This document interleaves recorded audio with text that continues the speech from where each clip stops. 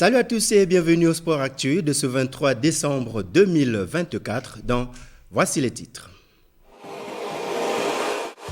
La commission ad hoc de la Fédération congolaise de football a élu Bruno Wilfried Monka à la tête du bureau exécutif.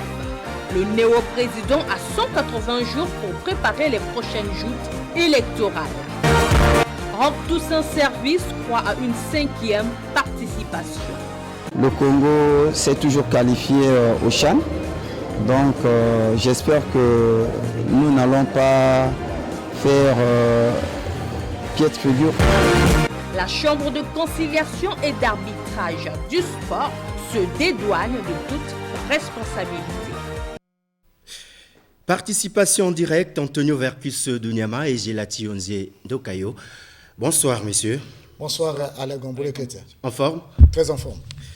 Mise en place le 25 septembre dernier, la commission ad hoc de la Fédération congolaise de football vient de traverser quelques zones de turbulence avec la sanction de son président, suivie de la démission du premier vice-président. Mais tout est revenu à la normale depuis ce matin, après l'Assemblée générale extraordinaire de cette structure qui affiche désormais complet. Alain Pasteur.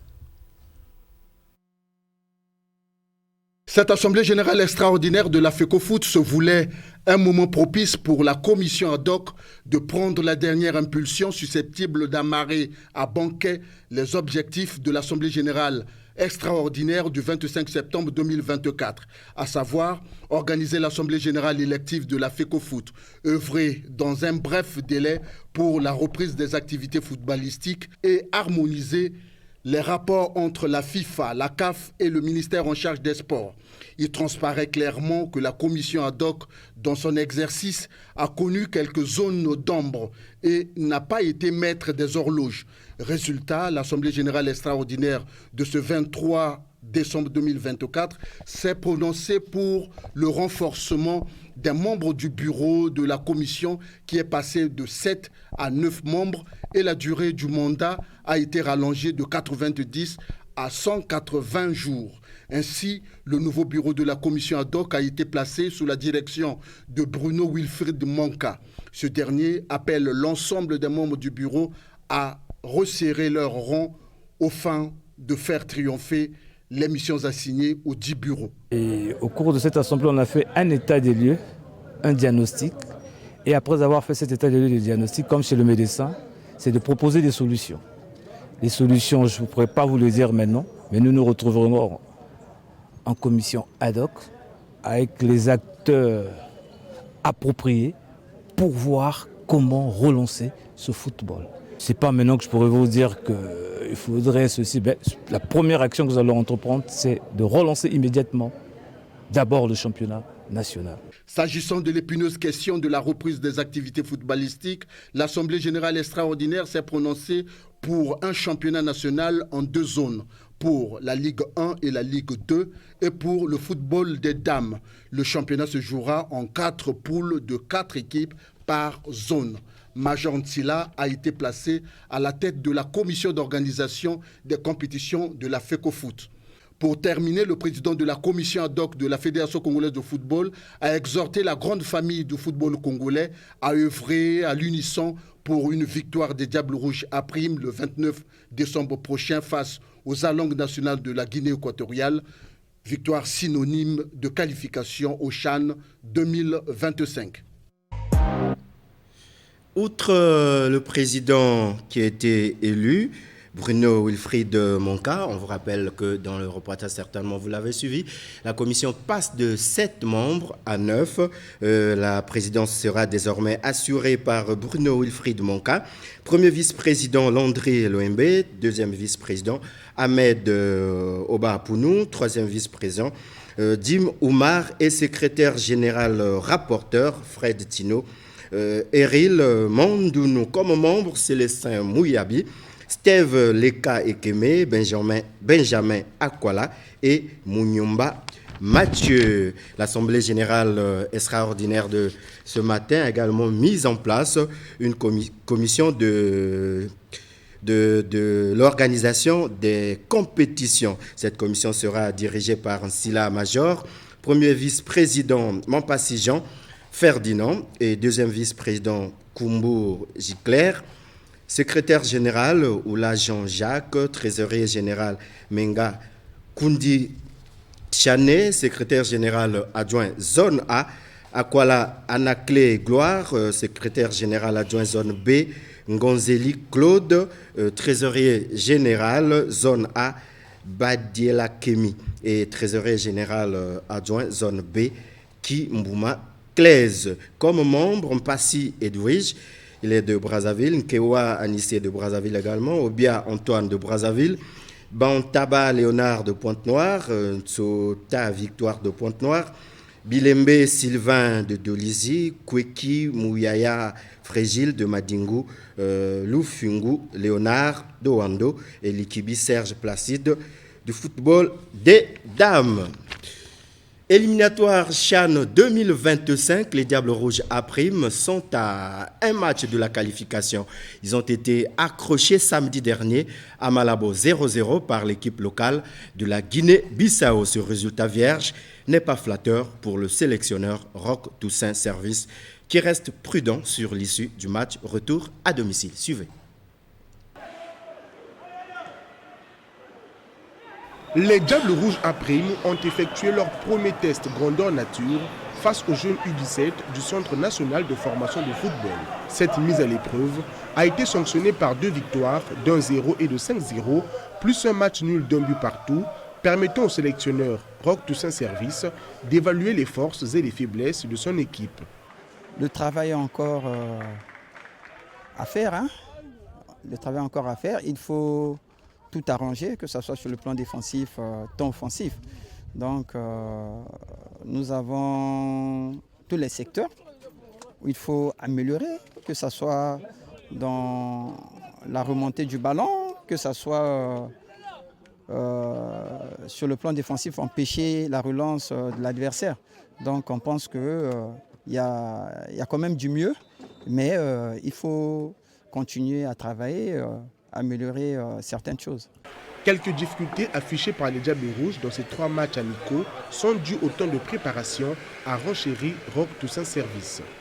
Ils sont là en train de s'entraîner depuis au moins 6 mois. Les nôtres, ils n'ont que 2 semaines pour certains et pour d'autres peut-être 3 semaines. On travaille jusqu'à ce que l'attaque soit un peu prolifique. Donc on espère que dans les jours à venir, cela va s'améliorer. De son côté, le sélectionneur des Diables Rouges U17, Fabrizio Cesana, s'est réjoui du fait que son équipe ait servi de sparring partner à celle du CHAN. Nous, on est là pour faire un service à l'équipe nationale parce qu'ils se préparent bien pour leur qualification. Nous, on a encore le temps pour se préparer. J'ai vu une bonne équipe qui a de bonnes individualités. Et je suis sûr qu'ils auront un bon résultat en Guinée. Sauf changement de dernière minute, le programme de préparation des Diables Rouges locaux prévoit un déplacement en République démocratique du Congo pour se mesurer au FC Céleste ou au Léopard A'. Cette étape sera la dernière avant d'affronter la Guinée équatoriale le 21 décembre prochain à Malabo pour la manche allée du dernier tour qualificatif au prochain championnat d'Afrique des Nations. Voilà, on avait fait un comeback sur les images des préparatifs de cette équipe de Diables Rouges A', cette équipe qui a joué quelques matchs amicaux avec la sélection U17. Revenons, déjà le match s'est joué, c'était samedi dernier à Malabo. Les Diables Rouges, je l'ai dit, ont été accrochés par le Zalang national de la Guinée équatoriale. 0-0, un résultat qui n'est pas flatteur pour le sélectionneur Roch Toussaint Service qui reste prudent sur l'issue du match retour à domicile. Suivant le sélectionneur des Diables Rouges A'. Faire un match nul, c'est une bonne chose, mais sauf que nous aurions aimé que ça soit avec but. Bon, malheureusement, c'est ce qui est arrivé, on n'y peut rien. C'est quelque peu un résultat piège parce que au cas où on fait un match nul avec but chez nous, nous sommes éliminés. Donc nous sommes encore dans l'obligation de ne pas prendre de but et d'en marquer. Donc c'est cela qui fait que ça devient quelque peu un match nul piège. Sur le plan déjà défensif, l'équipe s'est bien comportée parce que nous n'avons pas pris de but. Donc ça veut dire qu'on a été en place. Et ce qui est à relever également, c'est que physiquement, ils ont répondu présent, tant sur le plan athlétique que sur le plan des duels. Alors sur le plan offensif, nous avons eu des occasions de but, malheureusement, que nous n'avons pas pu concrétiser. C'est déjà une bonne chose, même si je n'ai pas été totalement satisfait parce qu'on n'a pas produit le jeu qu'on souhaitait voir. Mais je pense que ça a été quand même un match quelque peu abouti pour nous. Voilà, a-t-il raison, vous l'avez suivi, le coach Roch Toussaint Service, a-t-il raison de se méfier du match retour? Exactement, de son adversaire au match retour? Exactement, parce qu'on attendait le Congo à Malabo, faire un bon résultat pour venir conclure à domicile. Malheureusement, ça se termine par un nul blanc qui n'est pas du tout satisfait parce que le coach l'a dit, c'est un résultat piège. Piège parce qu'une fois à la maison, l'équipe de la Guinée si le Congo encaisse, ce serait difficile pour le Congo de s'en sortir. Et je pense que pour le coach, il a un grand travail à faire parce que le match, la qualification va se passer à la maison, en tout cas, et il va jouer son tout va-t-on. Le Congo va jouer son va-tout à domicile. Gelati Osé, vous avez suivi le sélectionneur des Diables Rouges à Prime, Roch Toussaint Service, qui est méfiant vis-à-vis du match de dimanche prochain. Il a déjà vu jouer cette équipe du Zalang national, lui qui n'a eu que quelques jours, voire pourquoi pas 25 jours de préparation. Est-ce que le Congo peut-il se mettre en danger lors de cette manche retour? Lors de cette manche retour, oui, parce qu'il fallait bien gagner pour conserver en tout cas toutes nos chances à 100% pour la qualification. Et là, ça se jouera à 50% pour le Zalang national à prime et à 50% pour les Diables Rouges à prime parce que, vous savez, ça sera une finale où le Congo n'a pas droit à l'erreur. On ne doit pas encaisser. Il faut à tout prix marquer et savoir gérer le temps parce que c'est le temps qui pourra peut-être jouer en notre faveur si nous arrivons quand même à marquer déjà dès la première minute. Donc je pense qu'il est conscient, il a vu jouer cette équipe au match aller. Je pense qu'il est conscient, il sait que le Zalang national n'a pas en tout cas trop des atouts au niveau de l'attaque, mais une équipe, un but peut arriver à n'importe quel moment, à n'importe quelle situation du jeu, ça peut arriver. Donc je pense qu'en face, on n'aura pas une équipe trop tranchante, mais on doit juste être vigilant et concrétiser à chaque action pour éviter de tomber dans le piège du Zalang national. On rappelle qu'on a déjà éliminé une fois la Guinée équatoriale avant d'aller au CHAN, au match aller. En 2019, le match aller, au moins, on avait réussi à marquer 2 buts partout et on a joué à domicile avec une assurance. Au finish, on a gagné. Or là, on se retrouve dans une situation où le Congo n'a pas marqué. On se rappelle également d'une phase éliminatoire contre le Cameroun. 0-0 au Cameroun. Au retour, le Cameroun a marqué un seul but et nous étions éliminés. Et c'est cela qui pourra mettre les Diables Rouges sous pression dimanche prochain. Je pense que la pression est maintenant de notre côté. Ouais. Parce que nous jouons déjà à domicile. On aura tendance à jouer avec, en tout cas, beaucoup de pression du public parce que vous savez, la peur au ventre et la peur également parce que si nous encaissons un but, ça sera compliqué pour remonter déjà un but, ça sera difficile. Donc je pense que Service est conscient de cela. Moi je pense qu'il doit mettre les joueurs qui sont pour moi aptes à marquer parce que nous avons des jeunes des U20, les Ndambi et Deschamps Moussavou qui, je pense que s'ils pouvaient les titulariser, on pourra quand même arriver à inscrire au moins 1 ou 2 buts avant la mi-temps. Donc, ça sera aussi un risque pour lui, mais il doit aussi prendre des risques. Vous savez, un sélectionneur doit être capable de prendre des risques. Je pense que c'est le moment, il doit prendre des risques pour que le Congo joue sa carte à fond et arrive à passer ce quart. Parce qu'en face, nous avons une équipe, je le répète souvent, qui n'a pas en tout cas des armes offensives pour mettre entièrement en difficulté notre sélection. Donc on doit en profiter pour essayer de se mettre à l'abri déjà en marquant dès la première minute. Malheureusement, ces attaquants, les Diables Rouges, n'en ont pas. Antonio Vercus Donyama, on a vu au match aller 0-0. On dit qu'il y avait des occasions toutes faites et qui malheureusement n'ont pas été concrétisées. Exactement, Alain Gambou, le coach l'a dit. Il faut de la prudence. La prudence, il fait allusion à la défense qu'il a assuré déjà au niveau quand ils ont joué le premier match.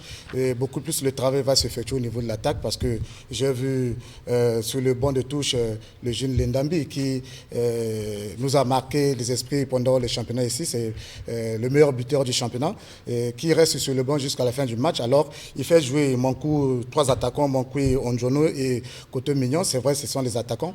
Quand ça ne marche pas, il faut mettre les gens qui sont capables de changer la donne. Mais quand je pense que c'est le coach qui doit imprimer le rythme, disons, mettre les joueurs capables qui vont justement changer disons, au niveau de l'attaque. Dès les premières parties, déjà, il faut chercher à ouvrir le score parce qu'on ne sait pas, peut-être qu'en deuxième mi-temps, des choses pourront changer, mais déjà, il faut, quand vous jouez à domicile, il faut chercher à marquer dès le premier. Question de donner à l'adversaire déjà la peur. Sinon, pour moi, je me dis, la qualification est à la maison, ce qui est à l'entraîneur de faire de bons choix, surtout en attaque. Le danger pour cette équipe des Diables Rouges, c'est que même si elle mène jusqu'à la 99e minute, si le Zalang national marque même dans le temps additionnel, le Congo est éliminé. Donc, prudence. Le mieux, ce serait peut-être de marquer plus de buts, avoir des attaquants qui sont des véritables renards de surface et faire la différence, pourquoi pas, dès la première mi-temps. Le match retour, on le dit, est prévu le dimanche prochain au stade Alphonse Massamba Deba. Le sélectionneur des Diables Rouges A Prime ne compte pas laisser passer cette qualification à domicile. Roch Toussaint Service sollicite l'appui et le soutien de tout le public sportif congolais. On l'écoute. Pour que cette année, le Congo soit éliminé, je pense de ma part que nous sommes prêts pour relever ce défi. Je dirais au public de venir comme étant le 12e homme, apporter son soutien aux 11 qui seront sur le terrain parce qu'ils en ont besoin. Ce qui est regrettable par rapport à notre public, c'est qu'il vient huer sur ses propres joueurs. Je ne pense pas que ça soit le cas ailleurs. Ailleurs, les équipes sont portées par le public, mais chez nous, c'est le contraire. Il ne nous reste plus que peut-être les A' actuellement pour que le drapeau congolais puisse flotter. Donc j'espère que le public viendra nombreux nous apporter son soutien afin qu'ensemble, nous puissions remporter ce match. Alors, Antonio Vercus Donyama, selon vous, quel rôle le public peut jouer dans une telle rencontre? Mais comme toujours, le public congolais est toujours de cœur avec les Diables Rouges, sauf déception. Mais sinon, comme la qualification, on doit la chercher à la maison. Je sais que le public congolais, comme le coach le souhaite, le public sera là. On a vu de l'autre côté, à Malabo, en tout cas dans un stade désertique, où on n'a pas vu le public équato-guinéen. Mais chez nous, je pense que c'est un appel que nous lançons, comme le coach venait de le dire, que le 29, les Diables Rouges vont disputer justement, vont chercher la qualification. Il faudrait bien que le public soit là justement pour accompagner nos 11 nationaux. J'ai Onzé, la responsabilité sur les épaules du coach Roch Toussaint Service.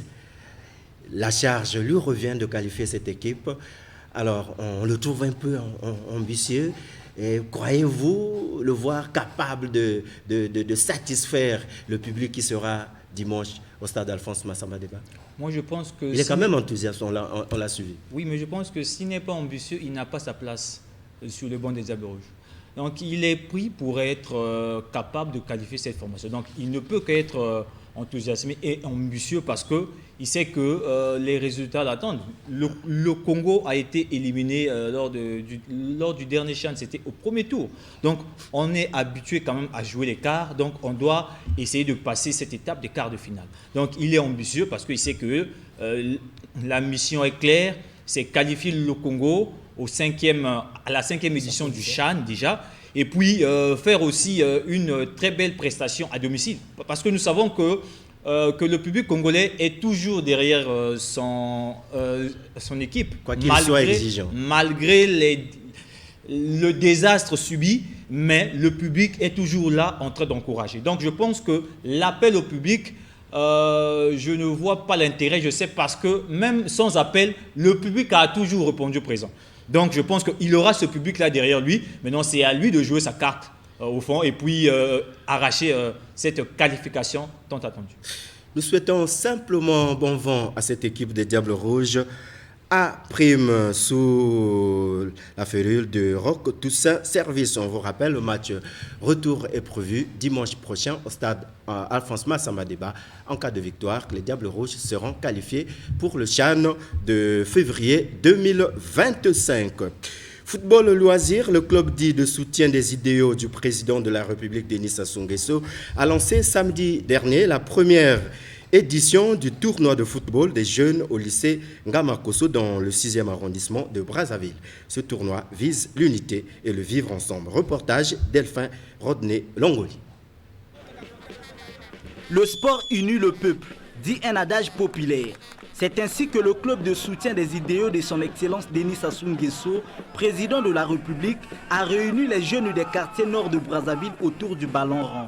Objectif visé, consolider l'unité et sensibiliser la jeunesse sur le vivre ensemble. Guy Chunkwa, promoteur de ce tournoi, a dégagé l'intérêt de ce rassemblement autour du football.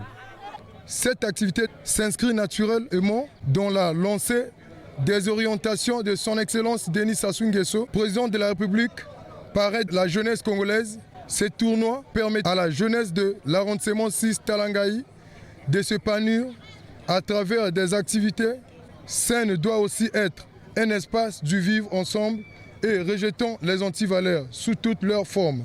En match d'ouverture, le FC Domaine de Vert Vêtu a eu raison de Baz Elombe en noir et blanc sur le score de 2-1. Le plus important, c'est d'avoir les 3 points.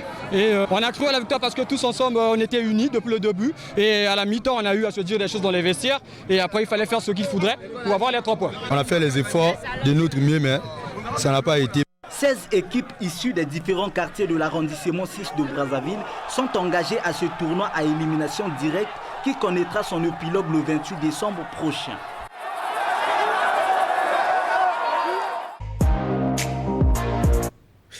Au cyclisme, la Fédération congolaise de cyclisme a lancé sa saison sportive 2024-2025 samedi dernier à Pointe-Noire. Cet événement a coïncidé avec la 5e édition du challenge Martin Chikaya. Commentaire Alexis Bokatola. Cette course marque à la fois l'ouverture de la saison sportive 2024-2025 de la Fédération congolaise de cyclisme et la 5e édition du challenge Martin Chikaya. Après 4 heures de circulation sur les différentes artères de Pointe-Noire, en parcourant 110 km, les coureurs sont revenus à la Bourse du Travail, point de départ de cette course remportée par le double champion du Congo, Roland Chikaya. Ça n'a pas été difficile, mais les adversaires, disons qu'ils se sont aussi préparés pendant un moment. Et puis bon, sur le terrain, vous savez, une course cycliste, c'est à la fin, d'où on juge le premier et le deuxième. C'est-à-dire qu'on obtient le classement, c'est à la fin. Mais moi, en tant que champion du Congo, je leur demanderai de s'entraîner encore pour que la prochaine fois, qu'ils soient quand même dans le peloton. La satisfaction est d'autant plus grande pour le président réélu de la FECOSI, André Chikaya. Annoncé l'ouverture de la saison sportive 2024-2025, que son Excellence, Monsieur le Ministre, le délai a eu annoncé avant-hier de 19 à Brazzaville. C'est à cette occasion que nous avons pensé aussi pour la Fédération congolaise de cyclisme, dont j'ai le pouvoir régalien, de pouvoir ouvrir cette saison sportive 2024-2025. Chikaya Martin fut un grand champion et qui a défendu les couleurs de notre nation au niveau national et international. Pour le conseiller juridique du ministre des Sports, il est temps de mettre un terme aux querelles intestines de la FECOSI. Nous sommes venus juste témoigner de notre présence pour encourager les sportifs de Pointe-Noire. Mais ce qu'il faut retenir ici, c'est que les guerres intestines ont pris fin. Il est temps de faire rêver les jeunes, qu'ils apprennent à monter à vélo, comme le cas de notre champion qu'on vient de citer des années 65. Donnez l'opportunité à cette jeunesse de rêver aussi. Après Pointe-Noire, la Fédération congolaise de cyclisme entend très prochainement faire rouler le vélo dans les autres départements du pays. Ouvrons la page des assemblées générales électives des fédérations sportives nationales. À l'escrime, on a pris les mains pour recommencer. Léonce Alban Kaki rempile pour un nouveau mandat à la tête de la Fédération congolaise d'escrime à l'issue de l'assemblée générale élective tenue le week-end dernier. Suivez. Pas de surprise à l'escrime, Léon Alban Kaki a été réélu pour un second mandat de 4 ans au titre de l'Olympiade 2025-2028. Il a bénéficié de 8 voix sur 10 que comptait le corps électoral. Léonce Alban Kaki place ce nouveau mandat sous le signe de la continuité. Nous vous remercions de votre confiance et vous pouvez compter sur notre engagement, notre engouement à pouvoir faire progresser de quelques mètres encore l'escrime congolais.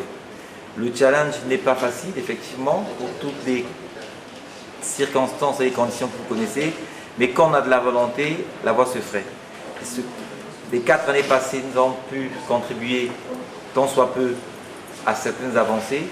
Et pour les 4 années à venir, nous comptons sur la contribution des athlètes, de tous, de pouvoir partager ce rêve vivant. Nous vous réaffirmons notre engagement, notre disponibilité et notre volonté à pouvoir contribuer à l'émergence, à la vulgarisation et à la meilleure pratique de l'escrime. Donc au nom de tous les athlètes, tous les électeurs, de tous ceux qui ne sont pas aussi présents, je voudrais vous remercier et vous confirmer à nouveau mon engagement et ma détermination. On prend les mêmes pour recommencer. Le président réélu sera accompagné des membres du bureau exécutif sortant pour garder l'esprit de continuité qu'il prône pour le rayonnement de l'escrime congolais. Au Kempo, on se cherche des pistes de solutions pour une assemblée générale élective apaisée, d'où cette assemblée ordinaire qui a regroupé les délégués venus de tous les départements du Congo. Reportage Talgar Bomoy. Venus des départements de Pointe-Noire, du Kwilu, du Niari, de la Cuvette et de Brazzaville, les membres de la Fédération congolaise de Kempo, composés des représentants des clubs et différentes ligues, ont au cours de cette assemblée générale extraordinaire examiné les limites et imperfections constatées de la commission électorale indépendante avant sa dissolution. Convoqué ce samedi 21 décembre 2024, il a été mis en évidence les limites de la commission électorale indépendante, laquelle a enregistré les démissions des membres. Les représentants de plusieurs clubs qui ont participé au moins à un championnat national ont protesté la non-prise en compte dans le corps électoral. Pour toutes ces violations, l'Assemblée a décidé de la dissolution de la commission électorale indépendante. Après cette dissolution, les participants ont aussitôt formulé quelques recommandations pour la bonne tenue de la prochaine Assemblée générale élective ordinaire prévue le 12 janvier 2025.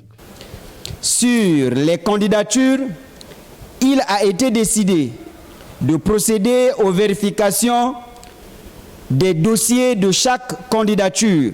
Le corps électoral sera revu aux fins de régularisation. Commencée à 10h45, l'Assemblée générale extraordinaire de la Fédération congolaise de Kempo, en sigle FECOKEN, a pris fin à 13h50. Satisfait du climat qui a régné au cours de ces travaux, le président de la Fédération congolaise de Kempo a félicité tous les participants tout en leur souhaitant bon retour dans leurs départements respectifs. Au sortir d'ici, nous allons emboîter une nouvelle démarche parce que le Kempo, c'est pour vous. Les divergences d'idées, les comportements de manipulation qui n'honorent pas ne profitent rien aux athlètes.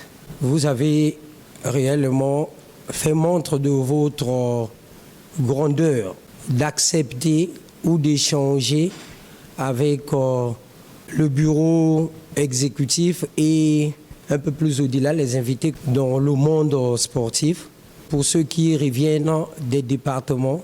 Et nous allons vous souhaiter un bon voyage. Les travaux de cette Assemblée générale extraordinaire ont été présidés par le représentant du ministre des Sports, Distel Banzoulou, qui a d'ailleurs exhorté la grande famille des Kempoka à privilégier le dialogue au lieu et place des querelles. Au judo, après la réélection de Nel Francis Attal il y a quelques semaines déjà, l'affaire était à la CECAS. Et après les plaidoiries, la CECAS a délibéré et rendu son verdict vendredi dernier. Suivez un extrait. Ashokara, Nel Francis,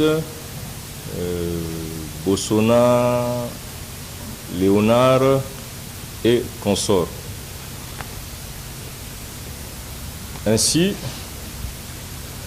après en avoir délibéré conformément à ses statuts,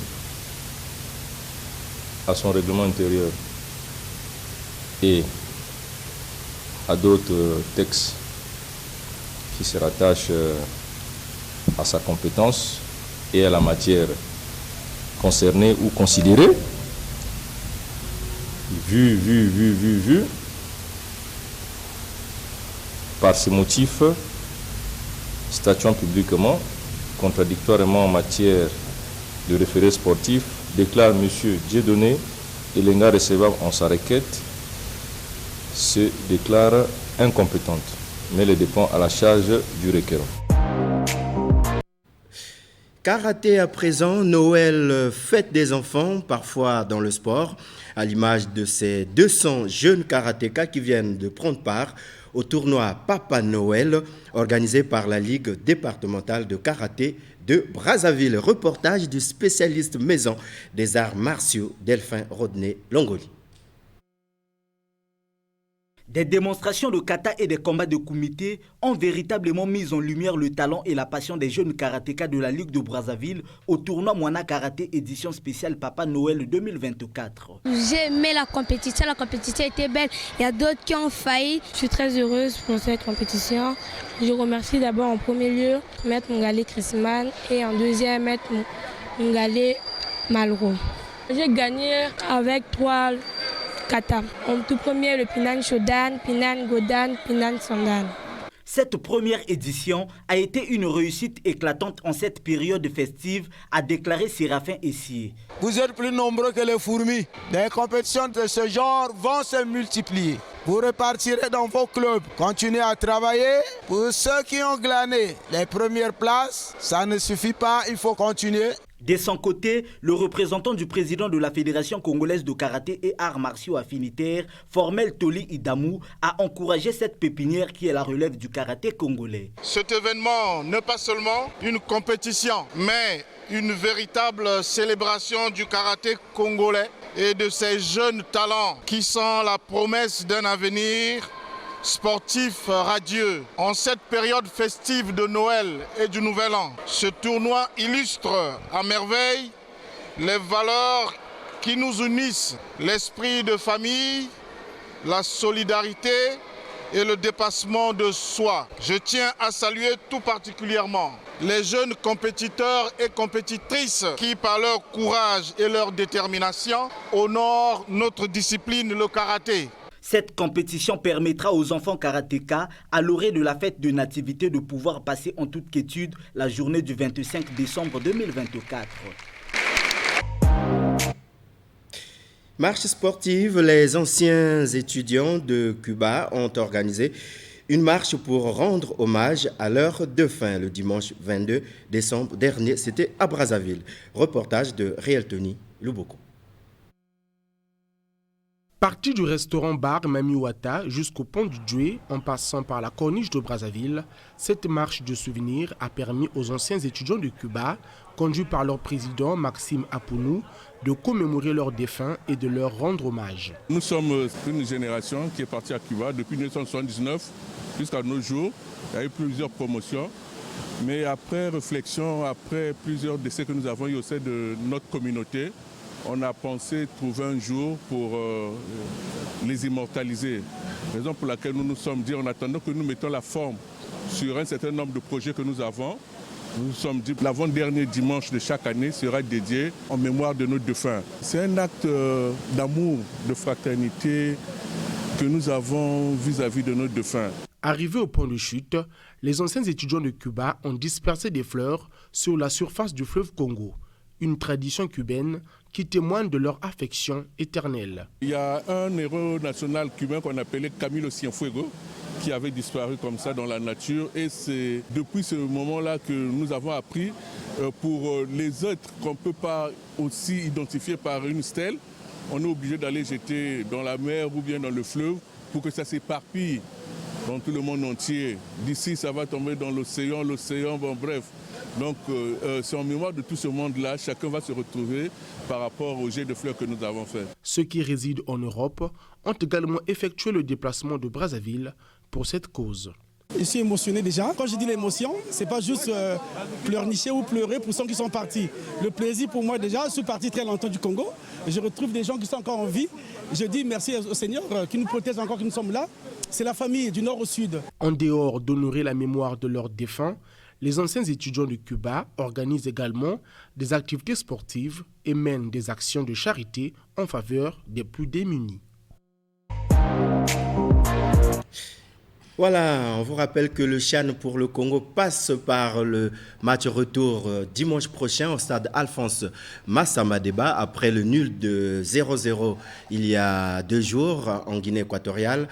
Les Diables Rouges à Prime recevront dimanche prochain au stade Alphonse Massamadeba le Zalang national Toussaint Rock Service à la mission avec son groupe de qualifiés. Le Congo Vertis demain pour terminer. Alors, quel petit conseil souhaiterez-vous donner soit à ces jeunes joueurs de Diables Rouges ou bien à Rock Toussaint Service pour que dimanche prochain, le drapeau congolais soit hissé sur le toit africain en ce qui concerne la participation? Bon, face à cette mission commando, je pense que le tout va se passer sur le mental. Je pense que ces jeunes Diables Rouges doivent être concentrés pour ce match très capital parce que comme vous avez souhaité que le 12e homme soit là, je pense que le 12e homme sera là.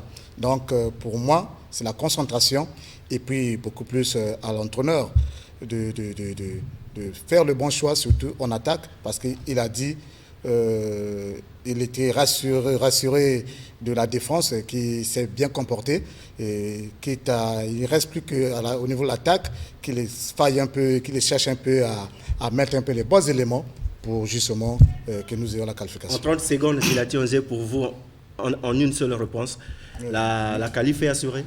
Sera assurée? La qualif sera assurée étant donné que les joueurs se donneront à fond pour le drapeau national. C'était tout pour ce soir. Prochain rendez-vous sur Télé Congo avec le sport, ça sera jeudi prochain au cours de notre magazine des sports. Au revoir et à très bientôt.